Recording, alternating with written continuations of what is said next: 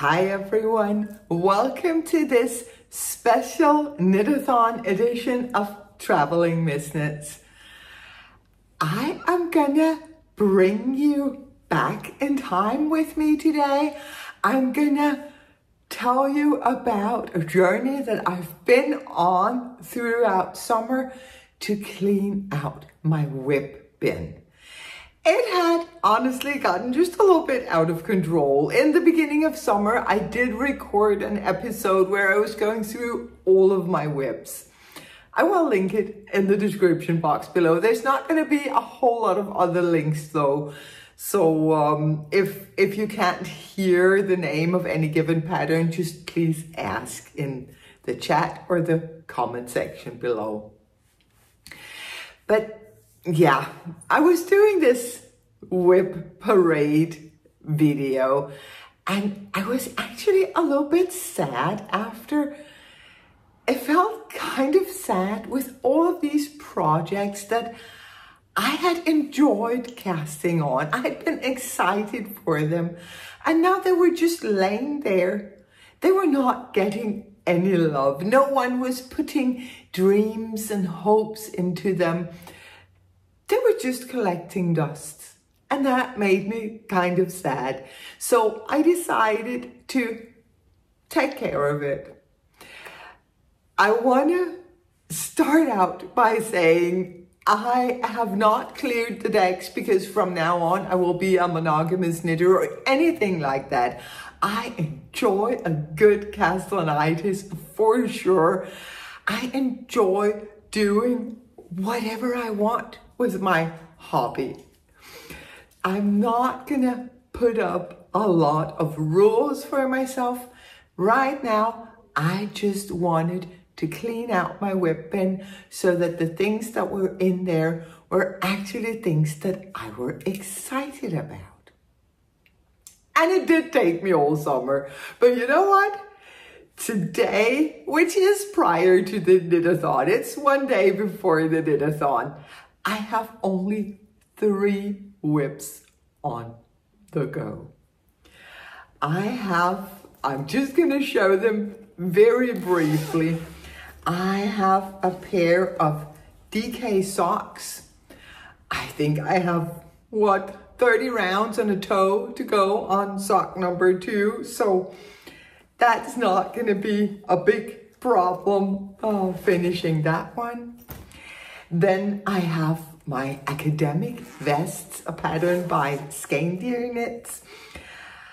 I haven't worked on it one bit because the last week has been dedicated solely to finishing out the last WIPs. But it's here, it's going. I'm excited for it. I'm excited to start working on it for real. The third WIP I don't have with me. It's a blanket and I'm not gonna go out through the rain to get the blanket because we all know blankets don't really count toward WIPs. They're there for you. They're not judging you. They're not rushing you. They're just waiting for you to come around and pick them up. But yeah, 3 projects on the needles. I cannot remember when it's been a while since I was down to 3 projects. It feels really good. It feels like I can just go crazy now with all of the casting on. What I did to clean out all of these WIPs, it was actually a threefold process. In the video, I am going through a finish or frog process where I try to decide for each project, am I gonna finish this one or am I gonna frog it? And there were some maybes, as there's bound to be some maybes. What I then did recently, a couple of weeks ago, was actually not frogging, but actually removing the projects that I wanted to frog from their project bags, pulling out the needles. I have a pile of stuff that I need to frog. I am gonna dedicate one day to it and just salvaging all of that yarn. But I put a lot of stuff into that pile. Another pile were some definite finishes. I have them here. I'm gonna show them in just a little bit. And then there was this undecided pile. I don't know. I'm loving the project, but I don't want to work on it. Or I'm actually not too excited about this project, but I have put in so much work and I can't really salvage the yarn. What I did for those, and those were 3 different projects, I actually came up with new ways of using the knitting that I had already done, or the Tunisian crochet as it were. So I have transformed these projects into some finished objects that are nothing like the finished objects they were supposed to be. That was the case for a scarf. I was knitting a Piste Weg scarf, a pattern by Ina Regnbåg.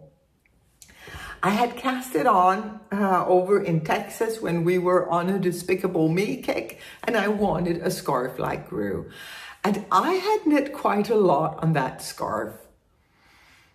But I knew I wasn't gonna finish it because I don't wear skinny scarves.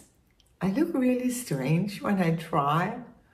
Some people are incredibly cool when they wear a skinny scarf. I'm not one of those people. So what I decided to do was transform it into this little set of a cowl and a hat for one of my grandsons. The cowl was really simple. I just did what I also do on my trellis cowl and my Advent set cowl. I just took the tube that was the scarf and I grafted 2 ends together after twisting it. So now there's a little scarf with a twist in front. I can decide wherever I want to put the twist, but it's cute. It is so sweet and it's warm and nice. It's some light fingering weight, heavy fingering weight merino. It's gonna be a really nice scarf. And the hat is made with inspiration from Ivana from the Republic of Me. You have probably seen her show earlier tonight. She does these hat tubes where she then cinches in the stitches in 2 ends of the tube and fold the tube in on itself. Much like the Musselburgh hat, just without the increases and decreases and counting and measuring and all that stuff. So that was a perfect way to use a scarf that I wasn't gonna finish. A cute little hat. I'm sure it's gonna fit my little Lucas. He has a tiny head, so I'm pretty sure that this one is gonna fit him. Another thing that got a new life was my Mulberry Afghan. That's a pattern by Tony Lipsy. This is Tunisian crochet, and I started the project over in Texas while they were still in Nasty House. 3 years ago, something like that. I really love this pattern. It is so beautiful. Just look how the color changing yarn is playing behind this grid of black stitches. It is so pretty. It is so pretty. But I was not going to finish the blanket. I knew that. And I had known that for quite a while. No matter how much I love how it looks, Tunisian crochet, I don't think I really cracked the code. I was very excited about Tunisian crochet because it was my gateway back into crocheting after some years where I wasn't able to crochet. It gave me so much pain in my arm. But then with the Tunisian crochet, I don't know, maybe I learned another grip. I have no idea. It was my gateway back into crocheting, so that made me so excited for it. I actually bought a full set of Tunisian crochet hooks from Land and Moon. They're so beautiful. Probably not gonna use them. I don't know, there are so many amazing patterns for Tunisian crochet, so maybe. Another problem was that the blanket wasn't gonna be large enough. I should have known. It was a baby blanket. What would I use a baby blanket for? I want lap blanket throws. I don't want a baby blanket. So what I did is I pulled the needle out and I stitched the the blanket together and made a throw pillow, a pillow for my couch.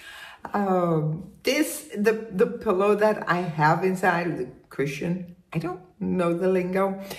It's maybe a little bit too big, but I actually like that because it stretches out the fabric so you can really appreciate the beautiful pattern of this. So very, very excited for this. And I have been looking on that blanket for so many years. Every time I've seen it, I've been like, I should finish this. It's so beautiful. Just to not finish it. So it was really nice to just go ahead, make it into something else, make it into something that I can really enjoy. I actually think this pillow is going to Italy because down there, our entire living room is in black and white. So that would be beautiful down there. And now that I was on a pillow kick, I made another one. This is my Ellsworth shawl. The Ellsworth is a beautiful shawl. It is stunning. It's this graphic beauty that just, wow. And I've been knitting on this mainly while at the Maldives, or actually it was my traveling knit that I would carry around with me for years, because you do work it in these panels, so it wasn't a huge thing, at least not at the beginning of each panel, and it was just so beautiful. But it's a lot of knitting, and I had only I had barely 2 panels finished. Also, I didn't really know how to put the panels together, because there's a lot of ends to weave in, and on a shawl it's kind of difficult. I would have wanted to have a backside,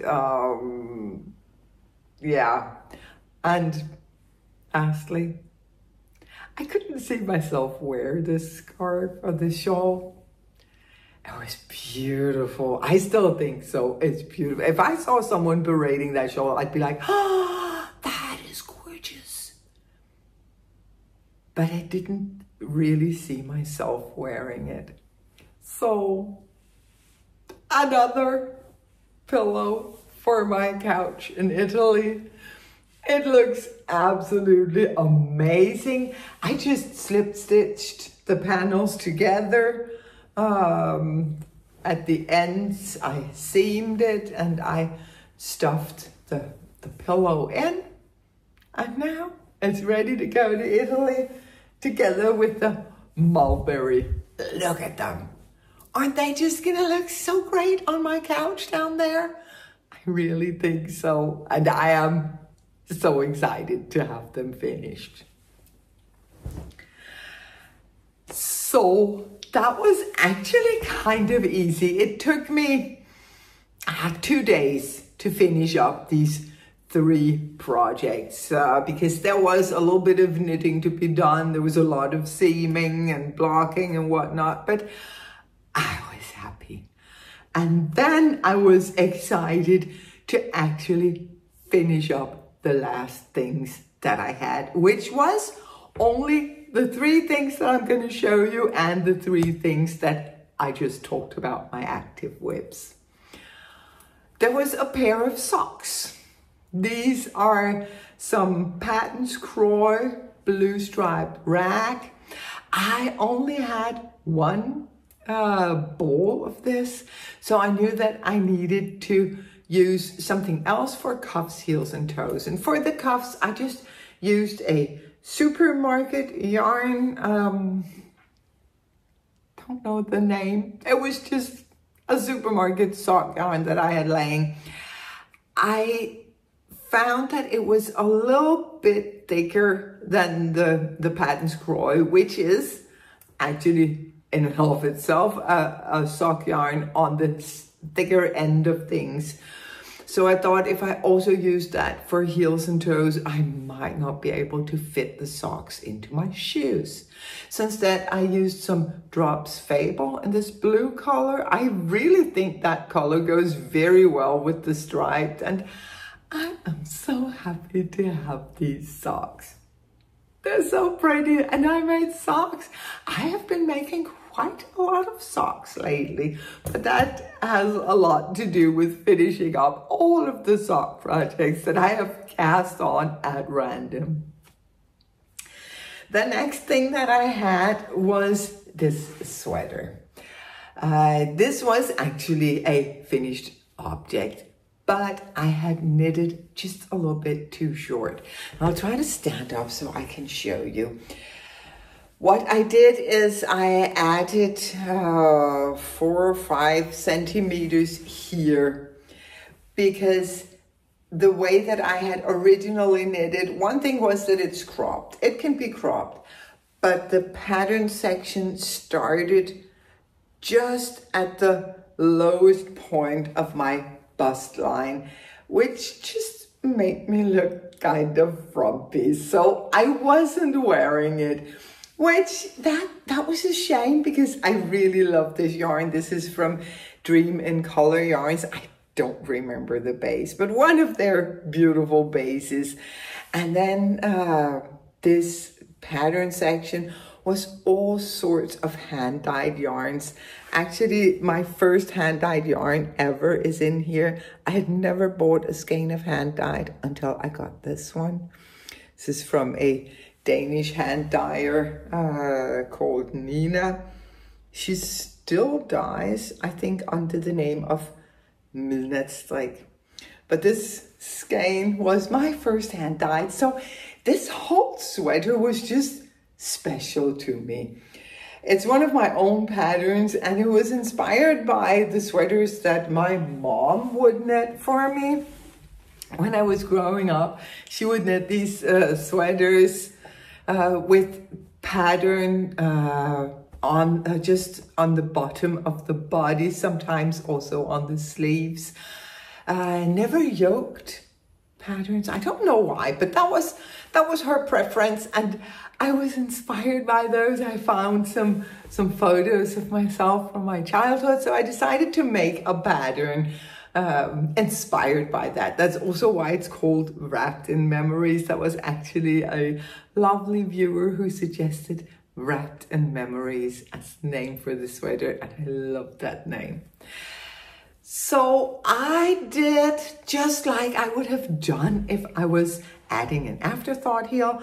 I picked up all of the stitches just over the colorwork section, and then I picked up 2 rounds above that, so that I had 1 round where I could snip the thread, unravel, and then I had the top part of the sweater on one needle and the bottom part on another.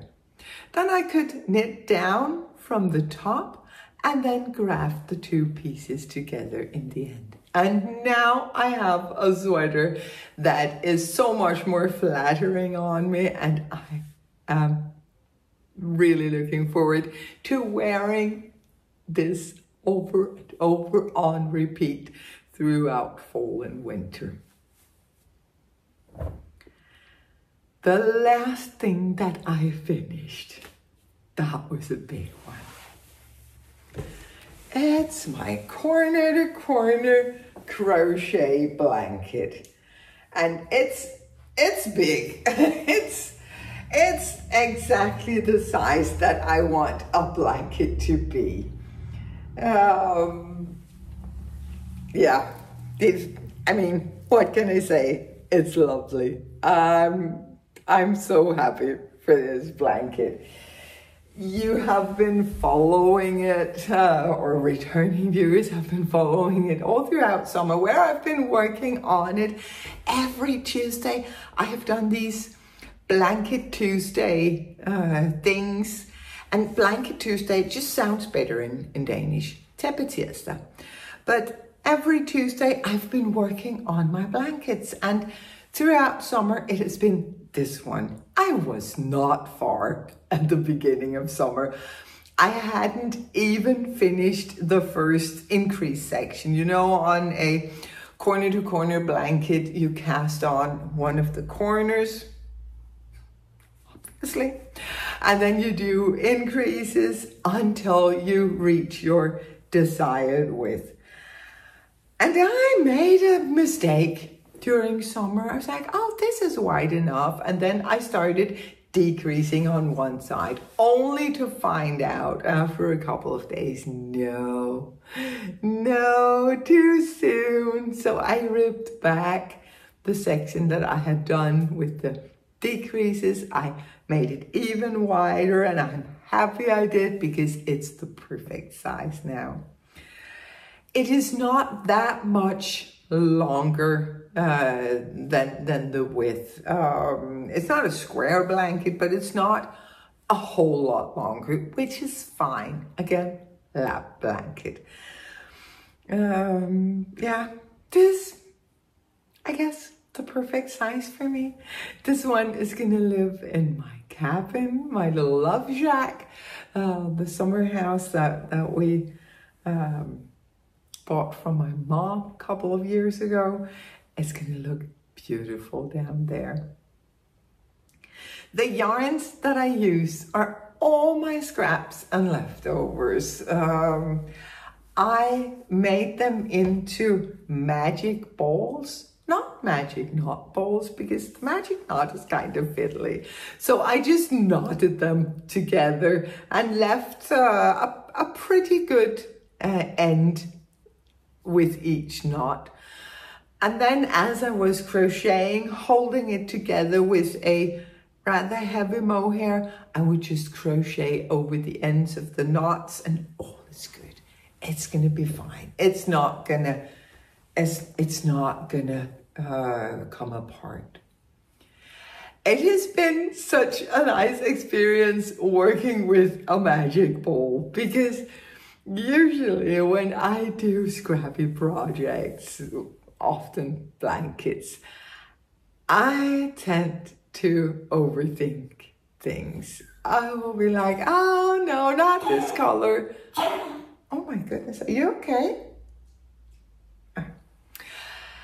I'm gonna be like, oh no, what is this the right color? And then after that we can put this and then this, and I'll be making up a whole line of colors to go through, and then overthinking the line, changing it up. Analysis paralysis, I think it's called, because I often end up not touching it because no, it's too much, it's too difficult. With a magic ball, you just crochet up whatever happens. And I did panic at one point. Do you see this really bold stripe here with the blue and the pinks? And I was like, no, this is terrible. This is horrible. But yeah, I kept going. And you know, I can see a stripe. That's okay. I think the blanket is absolutely beautiful. I made a bunch of scraps into something really, really lovely.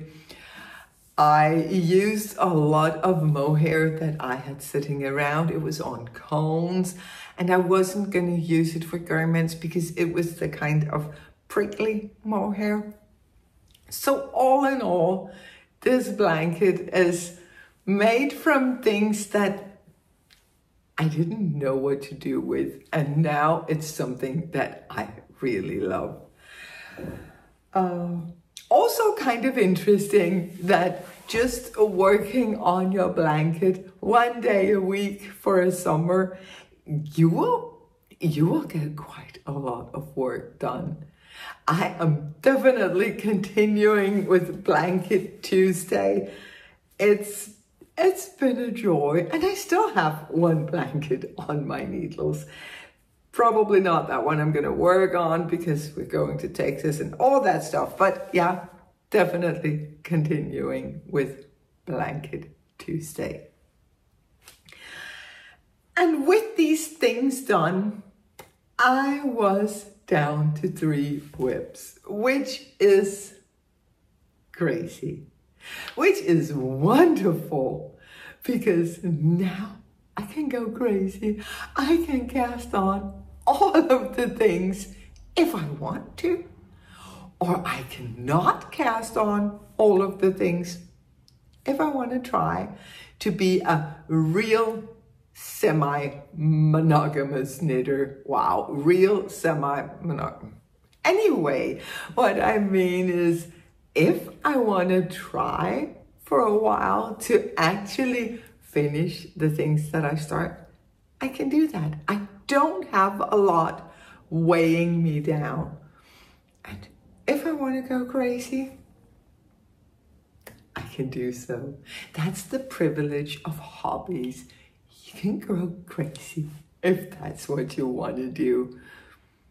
I do feel the cast-on-itis. I feel it in my body. So I might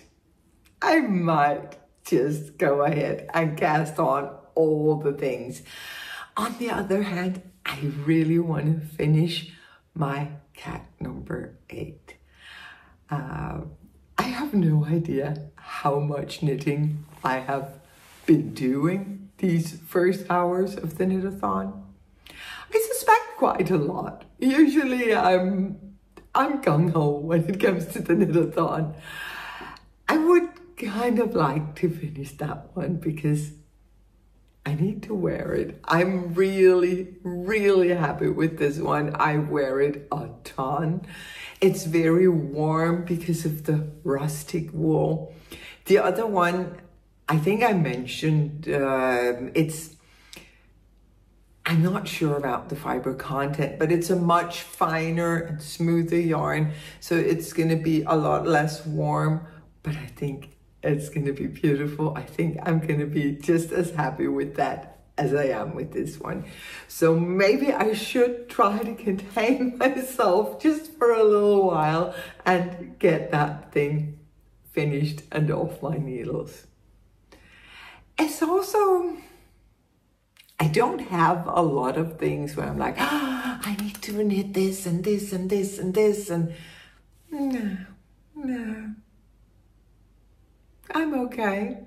I think this whole summer of conditioning myself to not think about all the new and shiny, but always keep what I have in mind, it has probably changed my way of thinking about new projects for a while. Again, I don't tend to set rules for myself when it comes to my knitting for fun or my crochet. It's my happy place. It's where I get to do whatever the heck I like. I just lean into the fun and enjoy every single stitch. I hope that you are loving what you're making. I hope you're enjoying the knit-a-thon. Of course, I don't know if you're watching this episode during the knit-a-thon or if you're going back to watch it later, but if you are in the middle of knit-a-thon, I hope you are having such a good time. And you know, even if it's not the knit-a-thon, I wish you a good time regardless. I am gonna end things here. Thank you so much for traveling through my WIP bin and all of my thoughts and all of my efforts. It has been such a fun journey. I have enjoyed almost every step of the way. There have been times where I've been like, stop the project already. Why do you even want to clear out your WIP bin? My mother-in-law says about things that you just leave in a corner and they're just there. It's not going to eat any bread laying there, which is totally true. And I have been tempted at times to just leave it. But also, I love a good challenge. Hello, I came up with the knit-a-thon. I love a good challenge. And this was really a challenge to me, figuring out what to do with the things. Not just looking at them going, ooh, pretty, or maybe not, but actually following through. Editing Pia from the future popping in because I forgot something as I was recording. If you want to enter to win one of the amazing Knit-a-thon prizes, go ahead and leave a comment in the comment section below this video. A comment in the chat section is not going to enter you to win because I don't have a tool for picking a comment at random from the chat. So please go ahead and leave a comment in the comment section below and you will be part of the drawing for some of the amazing prizes. I am going to end things here. This time I really mean it. I am going to end things here, leaving both you and me enough time to go make another pot of tea or a cup of hot coffee, whatever is your preference, before the next podcaster comes on to entertain us. Thank you so much for watching, for hanging out with me. I hope to see you again, either here during the Knit-a-thon or for my next regular episode. Until then, stay happy, stay safe, and keep knitting.